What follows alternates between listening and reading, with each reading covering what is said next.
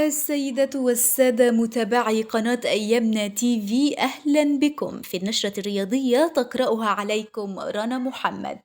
وإليكم العناوين. اليوم قمة النار، الأهلي يتحدى الزمالك في السوبر الإفريقي الليلة بالسعودية. التشكيل المتوقع للزمالك في مباراة السوبر الإفريقي أمام الأهلي.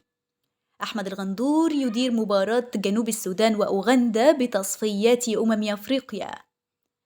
اتحاد الكرة يكلف الشؤون القانونية بإعداد ملف عن غرامات الشركة السويسرية. وإليكم التفاصيل. بصبغة مصرية خالصة تقام في 9 مساء اليوم الجمعة بتوقيت القاهرة مباراة نهائي كأس السوبر الإفريقي بين قطبي الكرة المصرية الأهلي والزمالك بالرياض على ملعب المملكة أرينا بالمملكة العربية السعودية، في مواجهة لن تخلو من الإثارة والمتعة الكروية وسط ترقب الملايين في قارة أفريقيا والوطن العربي عبر الشاشات وفي حضور الآلاف بأرضية الملعب. ويعد النادي الأهلي هو صاحب النصيب الأكبر من كأس السوبر الإفريقي برصيد 8 ألقاب، ويأتي الزمالك في الوصافة برصيد 4 بطولات. بينما حقق فريق تي بي مازيمبي لقب كأس السوبر الإفريقي 3 مرات، وخلفه النجم الساحلي التونسي والرجاء المغربي وإينيبيا النيجيري برصيد لقبين. يستعد فريق الزمالك بقيادة جوزيه جوميز لخوض مواجهة مصيرية أمام النادي الأهلي في مباراة السوبر الإفريقي في 9 مساء اليوم الجمعة في المملكة العربية السعودية.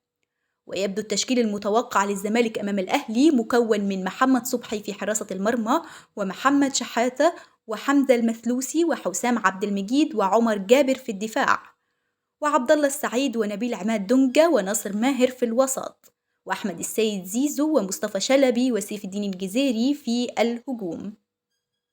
ويحتفظ جوميز بأوراق رابحة على الدكة مثل شيكابالا وعمر فرج وكونراد ميشلاك ومحمد حمدي. ونجح الزمالك في التعاقد مع 5 لاعبين استعدادا لمباراة السوبر الإفريقي مثل البولندي ميشلاك وعمر فرج ومحمد حمدي وبنتايك والسنغالي سيدين داي. وستكون تلك المباراة إعادة لنهائي القرن الذي جمع بين قطبي الكرة المصرية في نهائي بطولة دوري أبطال إفريقيا عام 2020، حيث حقق الأهلي لقبها بعد الفوز على الزمالك بنتيجة 2-1 في الوقت القاتل. وتعد هذه هي المرة الثانية التي تستضيف فيها السعودية مباراة كأس السوبر الإفريقي. تلقت لجنة الحكام باتحاد الكرة اختارا من الاتحاد الإفريقي لكرة القدم كاف بتعيين طاقم تحكيم مصري بقيادة الحكم الدولي أحمد الغندور لإدارة مباراة جنوب السودان وأوغندا في التصفيات المؤهلة لبطولة أفريقيا 2025 المقرر إقامتها في المغرب. ويضم الطاقم أحمد الغندور حكم ساحة، ويعاونه أحمد حسام طه مساعد أول، وساميل المساعد ثاني، ومحمد عادل حكم رابع. وتقام مباراة جنوب السودان ضد أوغندا يوم 15 من أكتوبر المقبل على استاد جوبا بدولة جنوب السودان، وتنطلق أحداثها في تمام الساعة 3 عصراً. كلف الاتحاد المصري لكرة القدم الشؤون القانونية بإعداد ملف كامل عن النزاع بين الاتحاد والشركة السويسرية على غرامات ادعت الشركة التسويقية أنها مستحقة لصالحها بسبب مخالفات ارتكبها الاتحاد المصري بشأن تسويق إحدى مبارياته.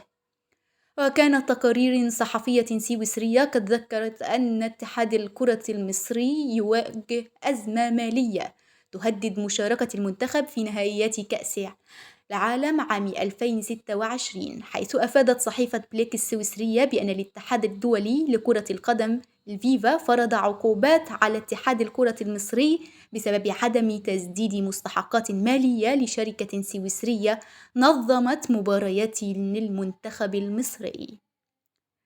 وإلى هنا متابعينا الكرام تنتهي نشرتنا الرياضية، على وعد بلقاء جديد. كانت معكم رنا محمد.